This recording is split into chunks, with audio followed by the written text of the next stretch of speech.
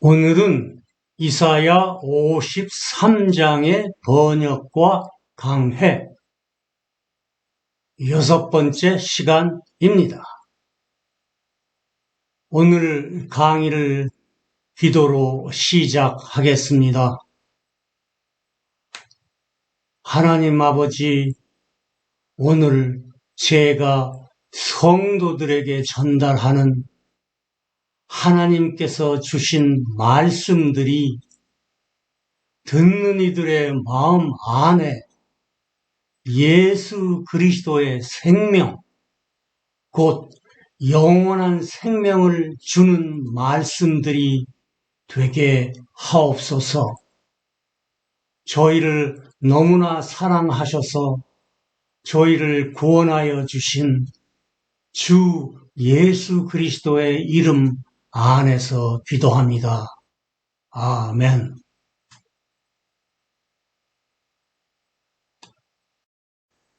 지난 시간에 이어서 오늘도 하나님의 일하시는 방식, 곧 하나님께서 먼저 이루셔서 우리에게 베풀어 주시고 우리로 하여금 믿음으로 받아들이게 하셔서 하나님께서 이미 이루신 일들이 우리에게 일어나게 하시는 하나님만의 방식에 관하여 살펴보겠습니다.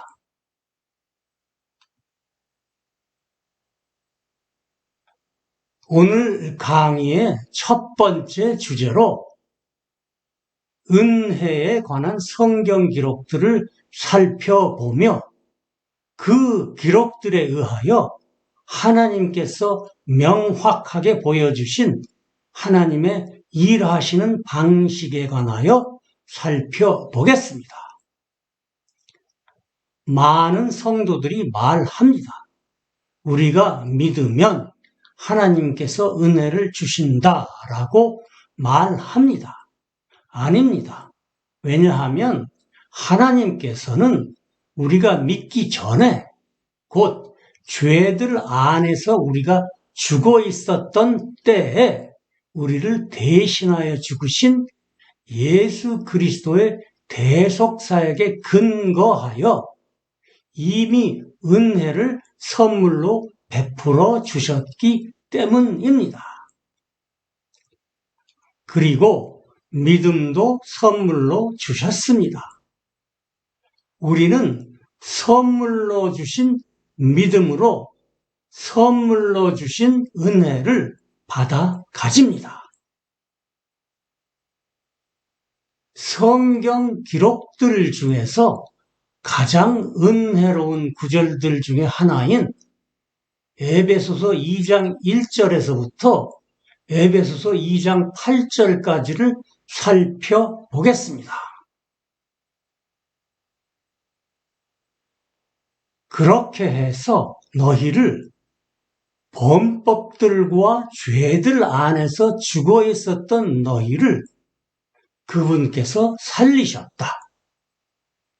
그 범법들과 죄들 안에서 너희가 지나간 때에는 이 세상의 행로를 따라 걸었으며 공중의 권세 잡은 통치자, 곧 지금 불순종하는 자녀들 안에서 일하는 영을 따라 걸었다.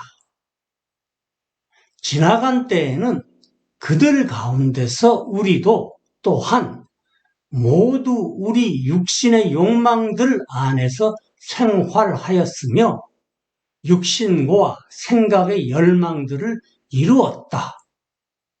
그렇게 해서 다른 사람들과 똑같이 본래 진노를 받는 자녀들이었다.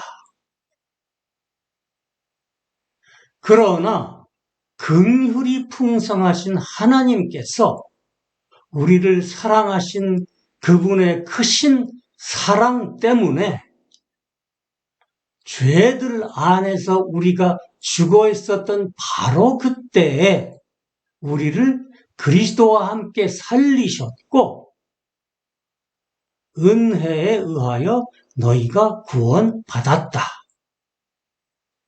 그리스도와 함께 일으키셔서 그리스도와 함께 하늘에 있는 처소들 안에 그리스도 예수님 안에 앉히셨다. 이것은 자신의 지극히 풍성한 은혜를 그리스도 예수님에 의하여 우리에게 다가오는 여러 시대 동안 친히 친절하게 보여주시려 하십니다.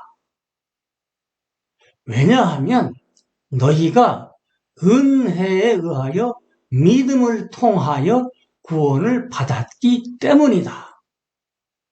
그런데 그것은 너희 자신들에게서 나온 것이 아니다. 그것은 하나님께서 주신 선물이다.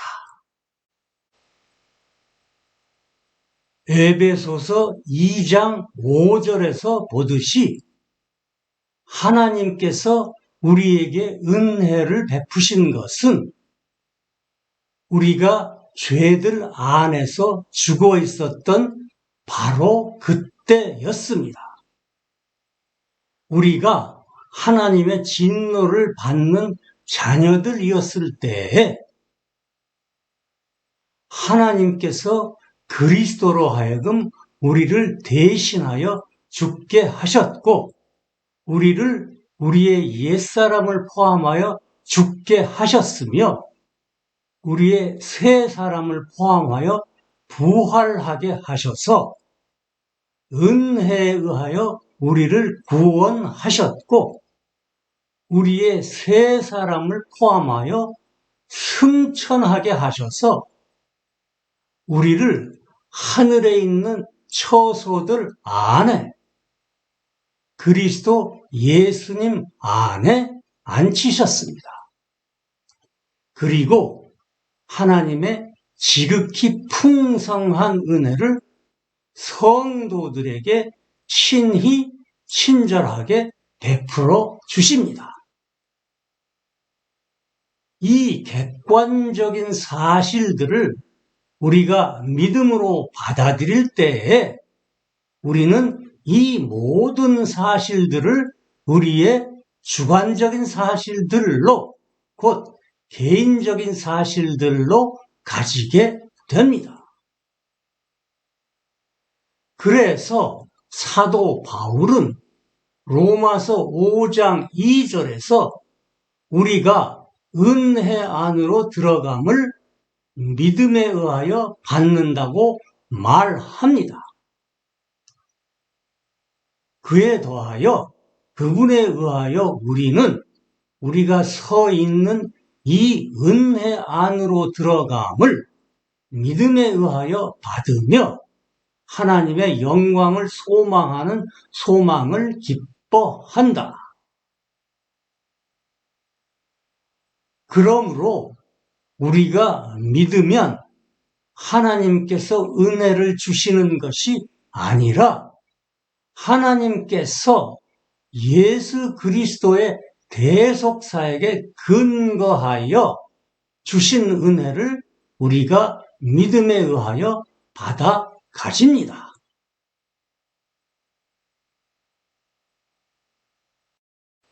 두 번째 주제로 영원한 생명에 관한 성경 기록들을 살펴보며 그 기록들에 의하여 하나님께서 명확하게 보여주신 하나님의 일하시는 방식에 관하여 살펴보겠습니다.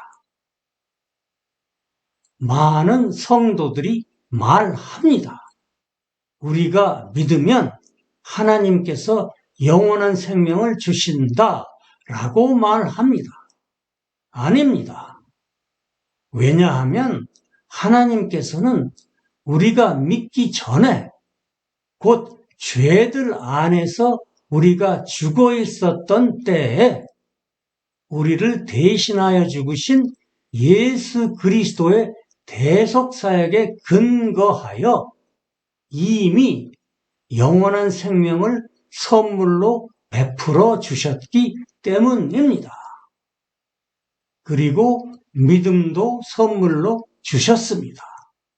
우리는 선물로 주신 믿음으로 선물로 주신 영원한 생명을 받아 가집니다. 요한일서 5장 11절, 12절, 13절을 살펴보겠습니다. 그리고 그 증언은 이것이다.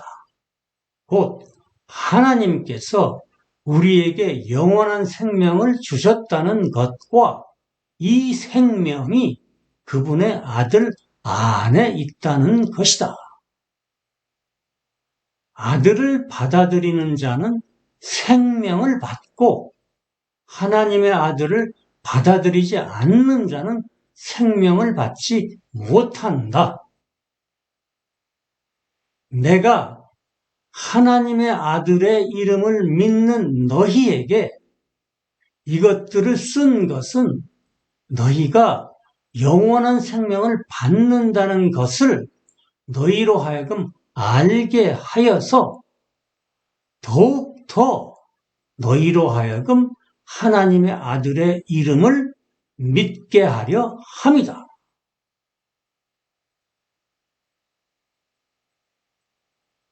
하나님의 아들이신 예수 그리스도의 이름을 믿는 것은 예수 그리스도를 믿는 것이며 예수 그리스도를 믿는 것은 예수 그리스도를 받아들이는 것입니다. 그리고 예수 그리스도를 받아들이는 것은 영원한 생명을 받아들이는 것입니다. 왜냐하면 사도 요한이 요한일서 5장 11절에서 말한 바와 같이 영원한 생명이 예수 그리스도 안에 있기 때문입니다.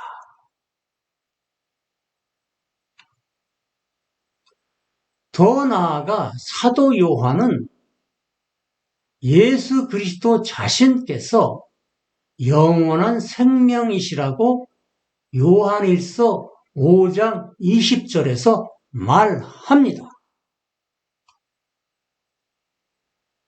그리고 우리로 하여금 참되신 분을 알게 하시기 위하여 하나님의 아들께서 오셔서 우리에게 깨달음을 주셨다는 것과 또 우리가 참되신 분 안에 곧 그분의 아들 예수 그리스도 안에 있다는 것을 우리가 안다. 이분은 참 하나님이시며 영원한 생명이시다. 사도 바울은 로마서 6장 23절에서 영원한 생명이 하나님께서 주신 선물이라고 말합니다. 왜냐하면 죄의 대가는 죽음이지만 하나님께서 주신 선물은 예수 그리스도 우리 주에 의한 영원한 생명이기 때문이다. 요한복음 3장 14절, 15절에서 예수님께서 친히 말씀하십니다. 그리고 모세가 광야에서 뱀을 들어 올린 것 같이 바로 그대로 나 사람의 아들도 반드시 들어 올려져야 한다. 이것은 누구든지 나 사람의 아들을 믿는 자로 하여금 멸망하지 않게 하고 반대로 영원한 생명을 받게 하려 합니다. 14절에서 자신을 사람의 아들로 지칭하시면서 자신께서 십자가로 들어 올려져 죽음을 당하셔야 한다는 것을 미리 말씀하신 뒤에 15절에서 자신의 십자가 대속사역에 근거하여 자신을 믿는 자로 하여금 영원한 생명을 받게 하신다라고 말씀하십니다.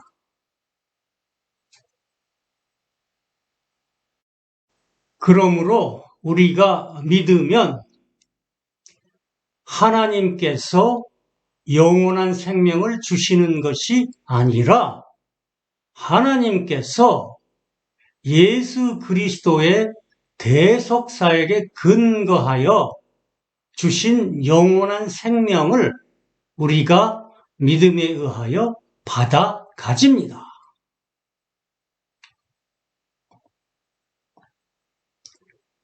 세 번째 주제로 죄들을 용서하시는 용서에 관한 성경 기록들을 살펴보며 그 기록들에 의하여 하나님께서 명확하게 보여주신 하나님의 일하시는 방식에 관하여 살펴보겠습니다. 많은 성도들이 말합니다. 우리가 믿으면 우리의 죄들을 용서해 주신다라고 말합니다. 아닙니다. 왜냐하면 하나님께서는 우리가 믿기 전에 곧 죄들 안에서 우리가 죽어 있었던 때에 우리를 대신하여 죽으신 예수 그리스도의 대속사역에 근거하여 이미 죄들을 용서하시는 용서를 선물로 베풀어 주셨기 때문입니다. 그리고 믿음도 선물로 주셨습니다. 우리는 선물로 주신 믿음으로 선물로 주신 죄들을 용서하시는 용서를 받습니다. 그러기 위하여 우리는 우리가 지은 죄들을 시인하고 하나님 앞에 내어 놓습니다. 요한복음 1장 29절에서 침례자 요한이 말합니다. 하나님의 어린 양이신 예수 그리스도께서 세상의 모든 사람들의 죄를 지고 가신다고 말합니다. 그 다음날 요한이 예수님께서 자기에게 오시는 것을 보고 말했다. 세상의 죄를 지고 가시는 하나님의 어린 양을 보라. 그리고 사도 요한이 요한일서 2장 2절에서 이를 확인해 줍니다. 그리고 그분께서는 우리의 죄들로 인한 화해 헌물이시다. 그리고 우리의 죄들뿐만 아니라 온 세상의 죄들로 인한 화해 헌물이시기도 하다. 사도 바울이 골로새서 2장 13절에서 말합니다. 왜냐하면 너희를 너희의 죄들과 너희의 할례받지 않은 육신 안에서 죽어 있었던 너희를 하나님께서 너희의 모든 범법들을 용서하신 후에 그분과 함께 살리셨기 때문이다. 죄들과 육신 안에서 죽어 있었던 우리를 하나님께서 예수 그리스도로 하여금 우리 대신 십자가에 못 박혀 죽게 하셔서 우리의 모든 범법들을 용서하신 후에 우리의 새 사람을 예수 그리스도 안에 포함시키셔서 그분과 함께 살리셨다고 말합니다. 그러므로 우리는 하나님께서 우리의 죄들을 용서하시는 용서를 믿음에 의하여 받습니다. 사도행전 26장 18절에서 예수님이 바울에게 말씀하십니다. 그들로 하여금 내 안에 있는 믿음에 의하여 죄들을 용서하는 용서를 받게 하고 거룩하게 구별된 사람들 가운데서 상속재산을 받게 하려고 그들의 눈을 열어주어 어둠에서 빛으로 사탄의 권세에서 하나님께로 돌아오게 하려 함이다 라고 말씀하셨습니다.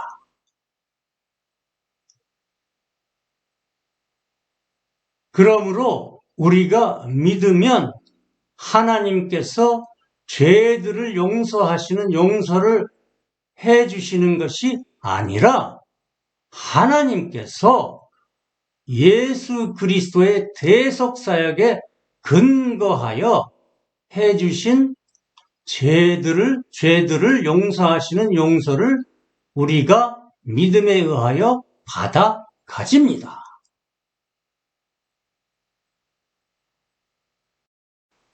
더 나아가서 많은 성도들은 우리가 믿으면 하나님께서 믿음을 선물로 주신다라고 말합니다. 동사 believe로 믿으면 명사 faith를 선물로 주신다라고도 말합니다. 그런데 보십시오. 선물에 조건이 붙으면 그것은 이미 선물이 아닙니다. 믿음은 하나님께서 은혜로 주시는 선물입니다. 하나님께서 은혜로 주신다라는 말의 의미는 우리에게 아무런 자격이 없음에도 불구하고 하나님께서 예수 그리스도의 대속사역에 의하여 우리에게 부여해 주신 자격에 근거하여 조건 없이 거저 주신다라는 의미입니다. 사도행전 14장 27절에서 바울과 바나바가 분명히 말합니다. 그리고 그들이 도착하여 교회를 함께 모아놓고 하나님께서 자기들과 함께 행하신 모든 일들과 그분께서 어떻게 이방인들에게 믿음이라는 문을 열어주셨는지를 자세히 말했다.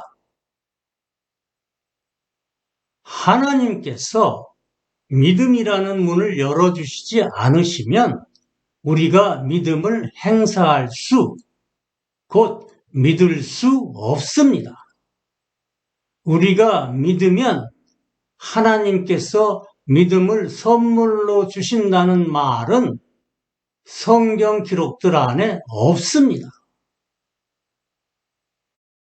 그런데 왜 이 모순되는 말이 많은 성도들에게 그럴듯하게 들릴까요? 왜 많은 성도들은 믿음을 하나님께서 일하셔서 은혜로 주시는 일들 앞에 두려고 할까요? 그것은 많은 성도들이 하나님께서 일하셔서 은혜로 주시는 일들 앞에 자신들의 믿음을 조건이나 원인으로 두려는 끈질긴 욕구를 가지고 있기 때문입니다. 다시 말하면 우리의 믿음을 하나님께서 은혜로 주시는 일들을 하시게 하는 조건이나 원인으로 드리려 하는, 그렇게 해서 하나님께서 은혜로 주시는 일들을 우리의 믿음에 대한 보상으로 주신다는 생각 때문입니다. 그러나 생각해 보십시오. 하나님께서 은혜로 주시는 일들을 우리의 믿음에 대한 보상으로 주신다면 그것들은 더 이상 하나님께서 주시는 선물들이 아닙니다. 우리의 믿음은 하나님께서 일하셔서 우리에게 은혜로 주시는 일들을 받아 가지는 것 자체입니다. 믿음의 기능은 받는 것입니다. 우리의 받음이 하나님의 주심 앞에 위치할 수는 없습니다. 그것은 마치 우리가 받으면 하나님께서 주신다라고 말하는 것과 같습니다. 아닙니다. 하나님께서 주셨고 주시고 계시고 우리가 믿음으로 받습니다. 우리가 하나님께 먼저 드려서 그 보상을 받는 것은 아무것도 없습니다. 우리가 하나님께 드리는 것은 하나님께서 먼저 은혜로 주신 것을 믿음으로 받아서 드리는 것입니다. 하나님께서 기뻐 받으시는 것은 오직 그것뿐입니다. 로마서 11장 35절 36절에서 사도 바울이 말합니다. 또는 누가 그분께 먼저 드려서 그분께서 그에게 응답하시는 보상을 하시겠느냐? 라고 기록되었기 때문이다. 왜냐하면 모든 것들이 그분에게서 나오고 모든 것들이 그분을 통하고 모든 것들이 그분께로 돌아가기 때문이다. 그분께 영광이 영원토록 있기를 원한다. 아멘. 로마서 11장 35절은 바울이 욥기 41장 11절을 인용한 구절입니다. 욥기 41장 11절에서는 주께서 직접 말씀하십니다. 누가 나보다 앞섰기에 내가 그에게 보상해야 하느냐? 왜냐하면 무엇이든지 온 하늘 아래 있는 것은 모두 내 것이기 때문이다.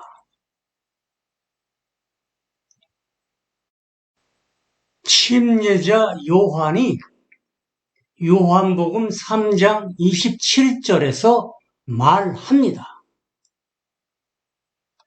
요한이 대답하여 말했다. 하늘에서 주시지 않으면 사람은 아무것도 받을 수 없다. 그렇습니다. 하늘에서 곧 하나님께서 주시지 않으시면 사람은 아무것도 받을 수 없습니다. 고린도전서 4장 7절에서 하나님께서 바울의 입을 사용하셔서 우리를 질책하십니다.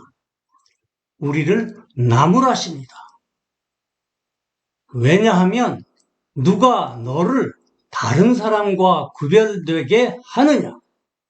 그리고 내가 가진 것 중에 받지 않은 것이 무엇이냐?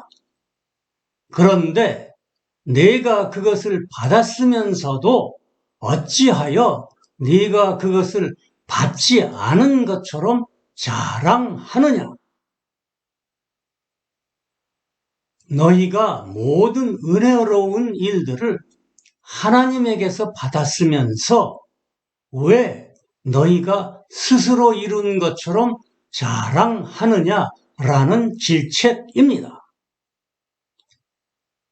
우리의 믿음은 하나님께서 은혜로운 일들을 주시는 조건이나 원인이 아닙니다. 믿음은 하나님께서 주시는 은혜로운 일들을 받는 것입니다.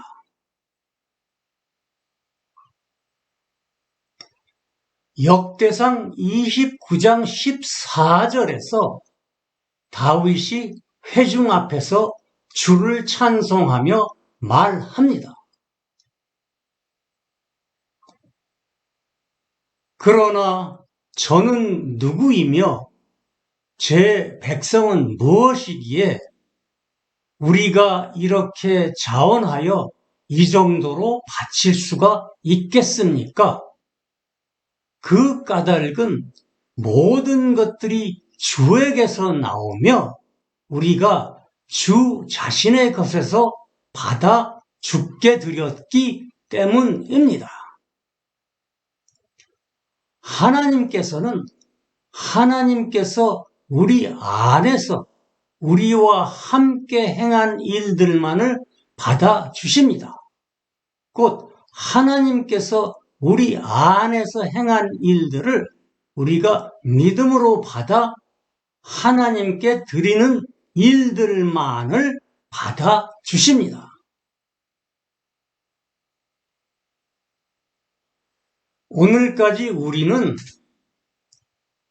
하나님의 일하시는 방식에 관하여 곧 하나님께서 먼저 이루셔서 우리에게 베풀어 주시고 우리로 하여금 믿음으로 받아들이게 하셔서 하나님께서 이미 이루신 일들이 우리에게 일어나게 하시는 하나님만의 방식에 관하여 자세히 살펴보았습니다. 성도가 성경을 읽는 가장 중요한 목적들 중에 하나는 하나님께서 예수 그리스도의 대속사역에 근거하여 성도에게 무엇을 선물들로 주셨는지 또한 하나님이신 성령님께서 지금 성도 안에서 무슨 일들을 그리고 어떠한 일들을 행하고 계신지 알기 위함입니다. 그렇게 해서 하나님께서 성도 안에서 이루셨고 이루고 계신 객관적 사실들을 믿음에 의하여 성도의 주관적 사실들로 곧 개인적인 사실들로 받아 누리며 또한 하나님께서 성도 안에서 일하셔서 성도로 하여금 행하게 하시는 일들을 믿음에 의하여 받아들여 행하기 위함입니다.